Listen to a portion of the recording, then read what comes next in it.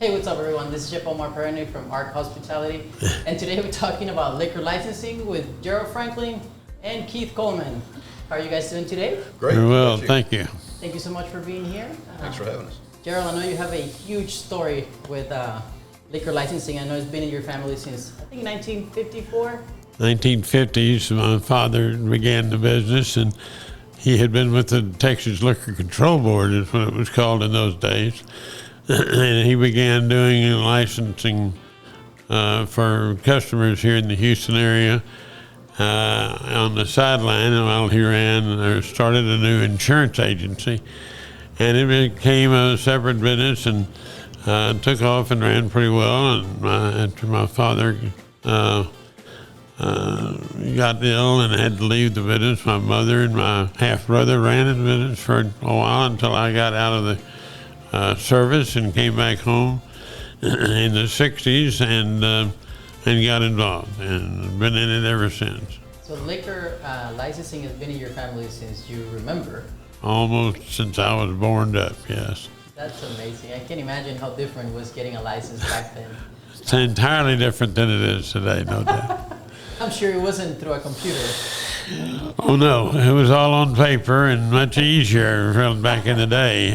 But now it's changed, not necessarily for the best, but it's getting better. I'll say Some that. things for the best, I'm sure, but some things have gotten a little more red tapey, probably.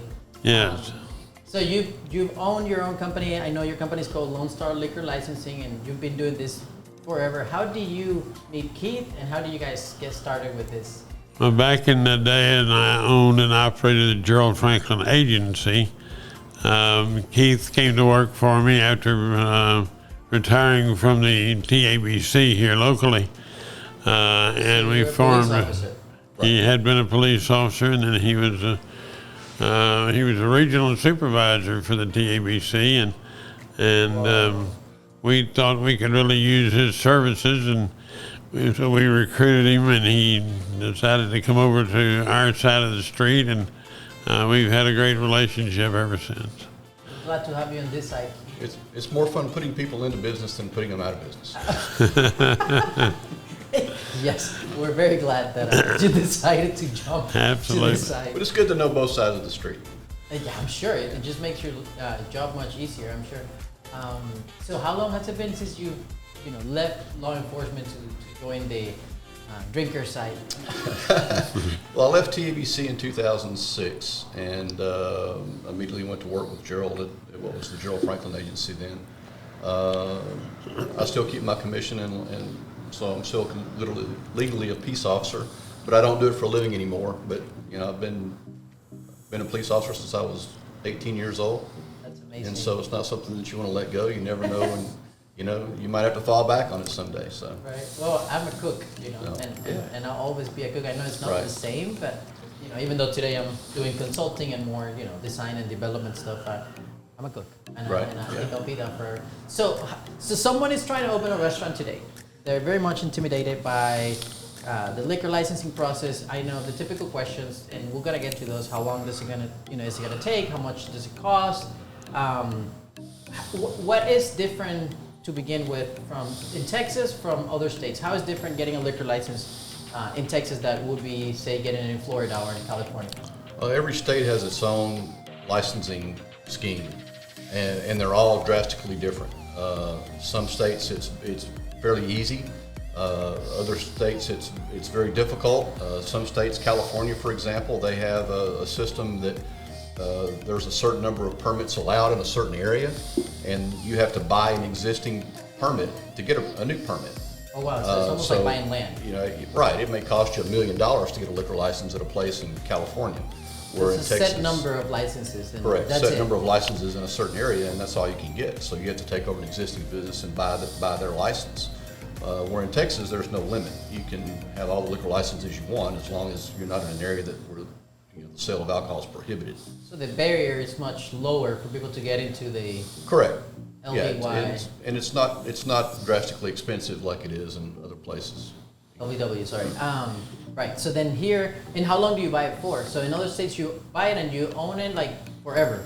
Well, I mean, I think every state has a renewal of your license, either every year or every 2 years. In Texas, a liquor license is good for 2 years from the date of issuance. Interesting. Okay. So, and how long does it take, more or less, to get and I feel like this topic is like unlimited. We really need to talk about what are the different types of licenses. Sure. If you don't mind, just run us through those. Well, there's a 3-tier system. You have a manufacturing tier, a wholesale tier, and a retail tier. Some licenses or some state licenses, like a winery permit or a brewery permit or a brew pub or a distillery, they require a federal permit as well as a state permit. So you have to get a permit from TTB and also from TABC. And those are, TTB is the Tax and Trade Bureau. Tax and Trade Bureau. Okay. ATF is Got what it. it's also called sometimes. The federal government. Right, federal government. Uncle Sam. Got it. Yeah. Generally, a federal permit can take 30 days or less to get. A TABC permit is going to usually take somewhere between 60 and 90 days, depending on the type of permit. There's no cost for federal permits. Oh, that's interesting. That fee was waived back when George Bush was president, actually. George Bush Senior or I'm sorry? the senior or the junior? You know, I used to work for the senior. The junior, yes. Oh, the junior. Okay, Yeah. you're W. Right. Those fees went Yeah. away when he was president. Unfortunately, the state has not done that. You still have to pay the state their money, and as well as the city and the county. So then, for the state level, there is a fee. For federal level, there is not a fee. Correct. Awesome. And then here in Texas, you buy them, and they last you 2 years. Right. And do you pay based on how much liquor you sell? No, you do not. Now, if you have a mixed beverage permit, you are going to pay mixed beverage gross receipts tax and mixed beverage sales tax, and obviously that's based on how much you sell. But the cost of the permit's not geared, towards your gross income. Do you guys drink a lot? Very little, actually. Very little. Do people ask you that question? We see the problems that it causes to a lot of our customers. No, I don't. Very little, actually. So I'll go home in the evening after work, and quite often I'll have a Jack and Coke and smoke a cigar out on my back patio, and that's how I unwind from the day. Oh, that But, sounds- maybe one a day. Yeah. That sounds amazing. Okay, so I understand that maybe this is a little similar to immigration law or those things that you're technically, and I say technically, able to apply for these things on your own. And I open all these restaurants every year, and I really never recommend my clients to do this themselves. So if you can help me articulate in your own words, why should someone engage a company like yours to do their application with the TABC rather than try to do it, themselves? most of our clients come into it with understanding that it's a problem, and they don't have the time, the talent, or the inclination to do it for themselves.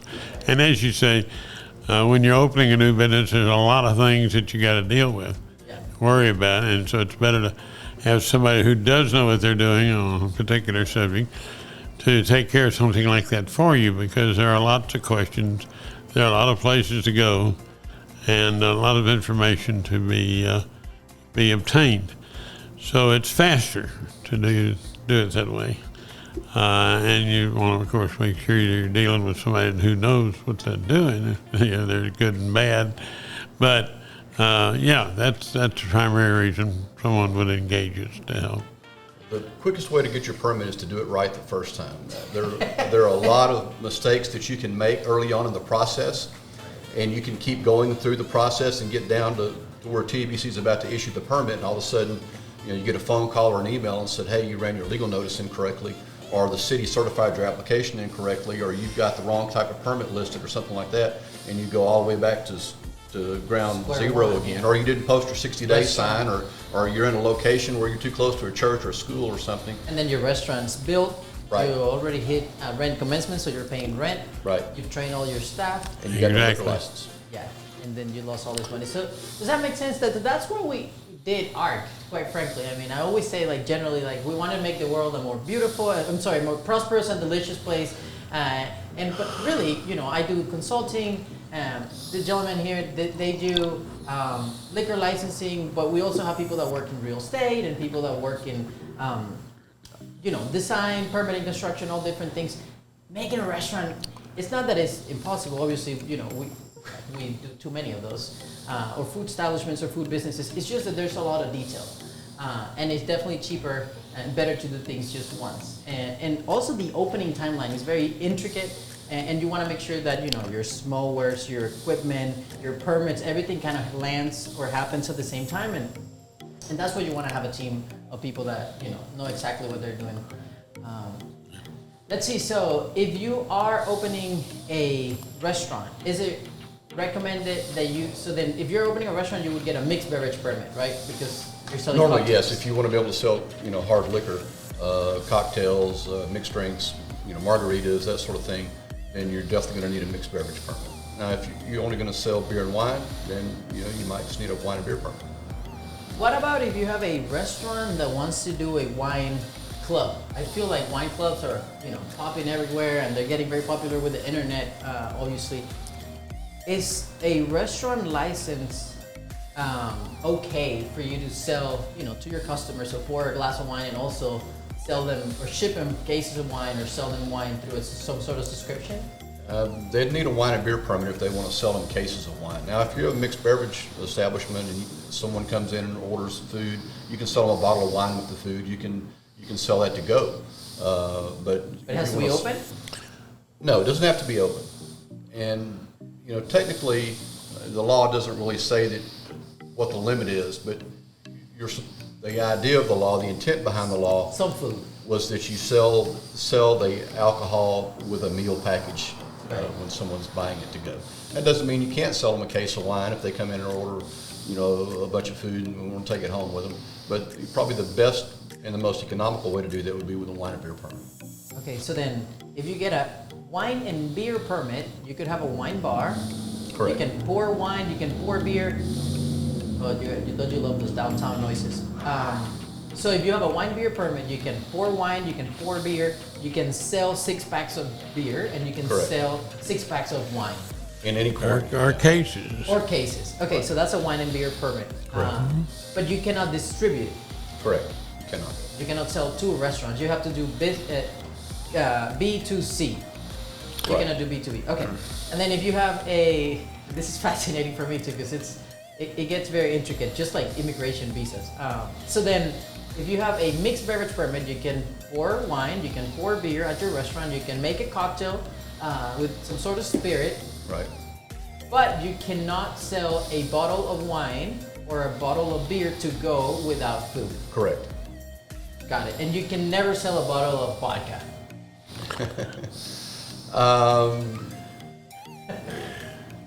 The law does not necessarily say that you cannot do that with food. Interesting. Okay. Well, guys, It would be very expensive. yeah, this gets very intricate, and if you're trying to do something that maybe it's not, so obvious that that you're not doing anything that's wrong, just make sure you reach out to Lone Star Liquor License, and they'll be glad to either give you the information as they have it, or reach out to TABC, because Sure. we're friends with law enforcement. Right. Absolutely, yes. Would you give me a little, what are some of the do's and don'ts? You've worked with endless amount of clients, from gas stations to grocery stores, hotels, restaurants. What are some of the, do's and don'ts or horror stories that you? One of the main things is to make sure of your location. In Texas, most municipalities and counties have ordinances that prohibit the sale of alcoholic beverages within 300 feet of a school or a church. Reasonable? And so that can be a problem if you don't know what you're doing when you go to lease a property. The measurement on schools, that 300 feet is nearest door, or your property line to property line. On a church, it's nearest door to nearest door, and the measurements are a little bit longer. You can be closer to a school than to a church. No, we're closer to, it's 300 feet either way, but it's property line to property line on a school.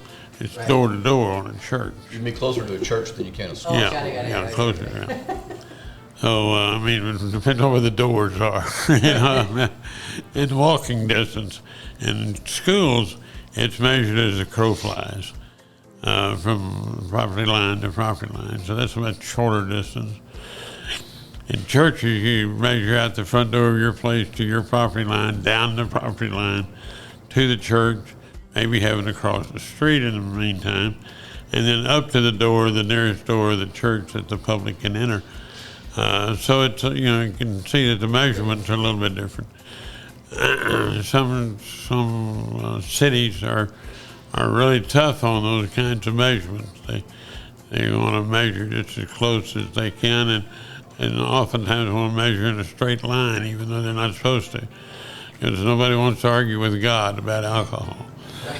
So it comes back down, just in your case, when you're talking to a new client about what they're going to sell. In our case, it's where you're going to be, and is it a prohibited situation? Sometimes there are ways around those distances, but oftentimes that was there's my not. next question. In Houston, there's a manner of being able to sell within 300 feet of a school if you meet certain qualifications. Not churches, but schools. But most other cities don't have that. They call it a covenant agreement here in Houston. And it will allow you to get a little closer if you're selling more food than you are alcohol. But not very few cities that I know of have such an accommodation for applicants. From a licensing point of view, is there a difference in license whether you sell 50% food or you sell 70% food versus alcohol, or you just use the same license? Well, there are certain areas in the state that are only wet for mixed beverage sales if you're selling at least 51% food. Right. Houston is not that way, but if you're a restaurant and you're selling at least no more than 40% alcohol, you can qualify for a food and beverage certificate. It entitles you to a little better treatment under the law. When you're initially applying for your license, you don't have to notify all the residents that are within 300 feet of your location. You don't have to put the sign. You have to put a sign still. You don't have to post a conduct surety bond, which is a $5,000 bond. So there are some benefits written into the law for restaurants that give them a little bit of an advantage over just a regular bar. So. Well, like I said, I have lots of questions all the time come up when it comes to TABC. One of the most recent ones was this concept, and I know you're helping this client with this. We're doing a really cool concept that's a mixed-use development, and it's happening more and more, especially as people are trying to be more efficient with the use of real estate. So we have a concept that has retail in the ground floor. It access through the same door, right? And then we have retail wine, cheese, meat. We have a little cafe line with roasted chickens and pizza and whatever. And so the main purpose of this ground floor area is for people to come in, buy some groceries, buy some food, take a 6-pack of wine, a couple bottles of beer, and go home. But then also we have a little mezzanine that you can access through a little stairs, and then you get upstairs and we have a craft cocktail bar. So see, from a culinary standpoint, well, I'm like, that's simple, right? Just you have build the best a bar. of both worlds. Yeah, that's it, right? Right. Just get a couple ice wells and get some bartenders, and we're working on the cocktails. And then someone asked the question, are we legally allowed to do that? So how do we fix or solve or I guess address a situation like this? Well, in the past, that would not have been allowed, but things with TBC, they change constantly. A lot of the alcoholic beverage code. When I was at TBC, when we hired new agents, I would tell them, the alcoholic beverage code is different than anything that you're ever used to. When you're looking at the penal code or the CCP or the traffic code, everything's black and white. Either you robbed the bank or you didn't rob the bank. Either you ran the stop sign or you didn't rob the stop sign. The alcoholic beverage code is all shades of gray, and it's subject to interpretation. And you can't go read anywhere where it tells you how to interpret it, and it changes on a daily basis. So at one time that would have been prohibited. Now TABC, a little kinder, gentler view on that. They're allowing that with a diagram. So we would diagram one portion as a wine and beer premise, and we would diagram the other portion as a mixed beverage premise. You can't have alcohol from one location flowing to the other, vice versa. Right. You can't take drinks from the mixed beverage establishment down to the wine and beer or vice versa. But we would have two separate licenses. You have two separate licenses and two separately diagrammed areas, and they can't, overlap. overlap each other. Two separate inventories. Two separate inventories under the same company, Yep. Correct, but they would still have to keep, separate books. separate books. There's a taxing difference on a mixed beverage permit. You pay a larger amount of sales tax Right. on that than you do on a wine and beer permit. And so it's never can the two inventories meet because they're concerned about getting all their tax money. So they. See, this is just one of many examples, and this can get really, really intricate. So one of the main reasons I guess we talked about today, why you want to have someone like the folks at Lone Star Liquor License to help you is, number one, there's a lot of shades of gray, right, when it comes to TABC.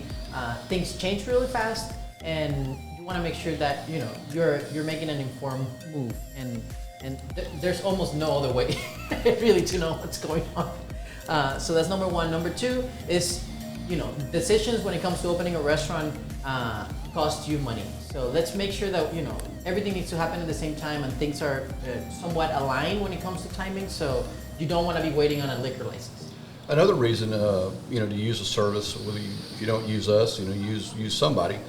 But we've had clients that have come to us before and said, I did my license myself, and I got busy running my restaurant, and I forgot to renew my permit, and it's been expired for 30 days. And the bad news is now you have to start over from scratch, and so you're not going to be selling any alcohol for 60 to 90 days until you get a new permit put in place. And what happens with all the alcohol that was sold? That's a great point. Anything that's there has to be secured and put away. You can't sell anything during the pendency of a new license. So that can be a very expensive mistake. Very, very fascinating. Well, for you guys, restaurant owners, restaurant operators, I just want to say, I know your restaurant is very unique. Your food's very unique. Your concept is, your vibe, your atmosphere, the experience. But the way the restaurants are done is the same. Just make sure that you're working with people that know what they're doing, and that's what we're here for. A couple of other general pieces of advice that I would give to somebody in the restaurant business. One is make sure that you get all your employees seller-server trained. It only costs, I think it's less than $20. You can go online to some different places and get your employees seller-server trained. Have policies about the sale of alcohol that you cover with your employees, that you don't sell to minors, you don't sell to intoxicated people, that you meet with your employees regularly and go over these types of things. There's something in the Alcoholic Beverage Code called the safe harbor provision that can give you some legal protection if someone in your establishment should leave and be intoxicated and get an accident and hurt themselves or hurt someone else. It gives you some legal protection if you're sued. So that's an invaluable thing. Take advantage of that while you can. It can also help you in the case, if one of your employees sells to a minor accidentally or sells to an intoxicated person. That person's still criminally liable, but it would keep you from possibly losing your permit or having your permit suspended if you have all your employees seller-server trained. So it's a very important thing to do. Another part of our business includes providing expert testimony in situations where dram shop cases are brought against a retailer to help the retailer with regard to their liability in those issues. Right. We do a lot of that work for attorneys in the state that are representing clients that have those problems, and there are a lot of them, unfortunately. Yeah, unfortunately, a lot of expert testimony work for sure. So we gotta provide training for staff, not just in what the difference is between Prosecco and Champagne, so they can better sell it, right, or give a better experience to the customer. But we gotta make sure that we're training them in how to pour responsibly. Yeah. Right. Another place where I've seen people get into trouble is with the comptroller with liquor tax audits. Oh yeah. A very important thing is to monitor your liquor inventory very closely and audit yourself. Keep very good records. If you spill a drink, if you have a bottle that goes missing, if you drop and break a bottle, you need to be keeping daily records of those things. Otherwise, when the comptroller comes in and does a depletion audit, you're going to be taxed as though you sold all those individual drinks. Oh, and wow. If you were in business for 3 or 4 or 5 years, and then all of a sudden They you can get audited. backtrack that? Oh yes. Oh, yeah. And you haven't been keeping those records, you could wind up with, I've seen $200,000 or $300,000 debts that Whoa. that the comptroller tries to collect on for back liquor taxes just because you haven't kept good records, or perhaps you have an employee that's stealing from you or giving away free drinks. You're going to get taxed on all of that if you don't keep records and you don't control your inventory. That's a good point you touched there. So what about, let's say I have a big bourbon collection at home, right? I'm a collector, and I open a bar, and I just thought, what a great idea. Maybe I should just bring all these bottles that I have at home and sell them at my bar. Is that something I can do? Absolutely not. Once an alcoholic beverage has been sold at the retail level, it can never be reintroduced into the stream of commerce. So, going to buying wine at a wine auction, then wanting to sell it in your bar, you can't do that. You can't bring liquor from home. You have to buy your alcohol from an unauthorized source. You can't, if you're running low on beer, you can't go to the grocery store and buy some beer, bring it back and put it in the cooler. You can't do that. TABC takes a very dim view of that. You can lose your license over those types of things, especially with liquor. If they catch you with unstamped liquor, they can cancel your permit on the very first offense. And the stamp is that little seal that you have on the top of and then a little sticker too, right? That's the little sticker, TABC, yeah. the little square sticker that's on your bottle. It'll have a number on it that says TABC on the top of it. It's the number that's put on at the local distributor when you buy it. Got it. Hey, well, do you want to sell liquor? You want to sell wine, liquor, beer, wine? It's fun. It's a fascinating world. Also from a culinary and a history point of view, there's a lot of really awesome things about liquor, beer, and wine. And I think you guys, anybody should consider that when opening a restaurant or food establishment or whatever. But definitely do it with the right people and the right advice to make sure that we don't make any mistakes. Gerald, Keith, where can people find you? Our offices are located here in Houston at 146 West Cotton Street, just off of Memorial Drive, near Memorial Park. We've been there for many, many years. In our old business, the Gerald Franklin Agency, as well as the new Lone Star. You can find us on the web at lonestarll.com. Our phone number is 713-239-0321. Okay, I'm going to leave you guys with just one last question, and this one's personal. Gerald and Keith, you're talking to 18-year-old self. What would you tell? Oh, that's sort of like the butterfly effect. I'd be afraid to go back and say anything I like where I am now. Exactly. And if I went back and changed something, God knows what might have happened. So I think I'd just leave him. He probably wouldn't have listened anyway. So. Yes. Gerald, what do you say? When I was in school, in college, I had a history professor who made the characters just walk out of the book. And I got fascinated by that and thought maybe I'd like to teach. Then I got to thinking about the fact that if I were to do something like that, I'd probably never be allowed to come home. So I gave that up and stuck with the family business. I'm glad I did. And don't tell them what I might have done in the classroom. So it's been a great ride, and we've enjoyed every mile of it. That's awesome. Hey, thank you so much for joining. Thank you. Thank you, Omar. We'll see you guys next time.